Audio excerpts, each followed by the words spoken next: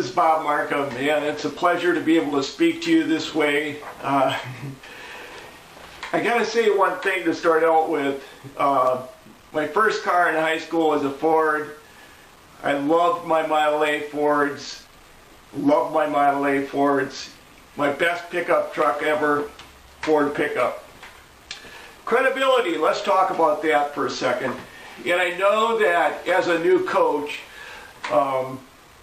at a dealership, that they're going to evaluate my credibility in order to determine the value of the recommendations and suggestions and advice that I give them. So you're spot on right there that credibility is very important. My tact is to shut up. My tact is not to go and try to tell them how much I know about business, what my background is, give them a great resume. My tact is go in there and be a great listener. My tact is to go and be quiet and listen to the GM, listen to department managers, listen to the owner to try and determine what their situation is, what their problems are, what their challenges are, and what things are working for them, and perhaps the things that are not working for them.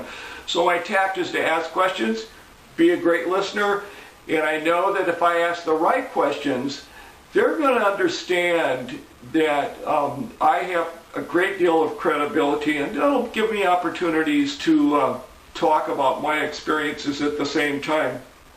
Because the only thing that really matters at the end of the day is that Ford dealer understands or appreciates that I understand their situation.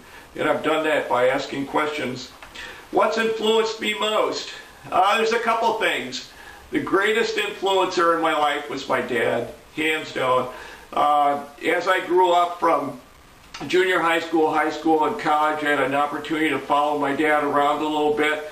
My dad started out as a salesperson in the milk business, and he became a department manager, he became a branch manager, he became a district manager. Here's what I learned from my dad. Understand how to make friends. Make friends. There's going to be a time when you need friendship to get you over some rough experiences in business. And as I became a manager and a director and a company owner, there's a lot of times where it was friendships that got me through tough situations, because there's always problems and there's always mistakes. The second thing that's influenced me a lot is two books that I read, and coincidentally they're both about coaching. The first one is a book written by John Wooden. I'm sorry, I know it so well. John Wooden wrote a book called They Call Me Coach, and John Wooden was unarguably the best coach in basketball. He was a UCLA basketball coach. He taught not just lessons about coaching, but he taught lessons about life.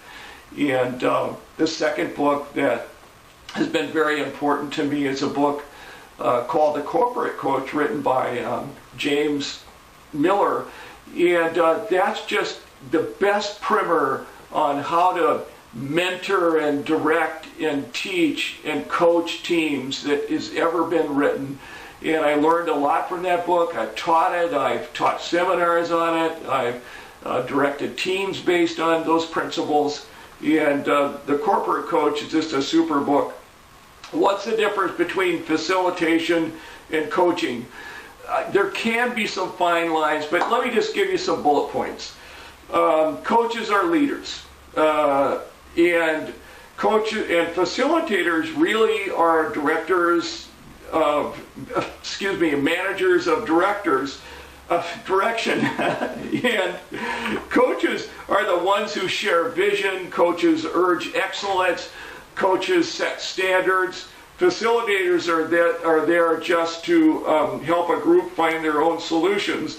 And certainly coaches are the ones that have specific goals in mind to win the game, while at the same time facilitators might be there just to guide a group to come to some kinds of conclusions. And coaches certainly can be teachers, but most often facilitators are not teachers. Coaches are the ones that can call in plays in tough situations. They can call in plays from the sidelines to help players win a game or achieve some goals. And that's exactly what we can do as coaches in a dealership, help to make some changes in a dealership. Facilitators are really going to be the ones that provide just a format so that players can exchange information. So it's a very different kind of role that they play. And coaches certainly can dramatically affect business success. Facilitators really are just there to direct the information exchange between members of a group.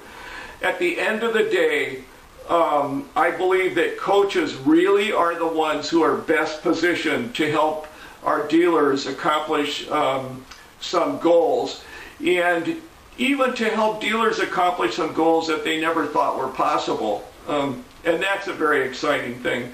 So how do you think a coach's performance should be measured? I think it's pretty simple. The reason why we're there as a coach is to help dealers increase their profitability, to help dealers increase their market share, and to help dealers increase their customer satisfaction. So the metrics are going to be there that show that improvement, and those metrics are going to be the measurement of how effective we've been as a coach, both to our Ford dealer client and to others. Our effectiveness certainly, again, can be measured using those dealer improvement metrics, which are going to be established ahead of time. The second way that our performance can be measured certainly is by feedback from the dealer. Again, this is Bob Marcom. I appreciate the time that you've taken to look at this. Thank you very much.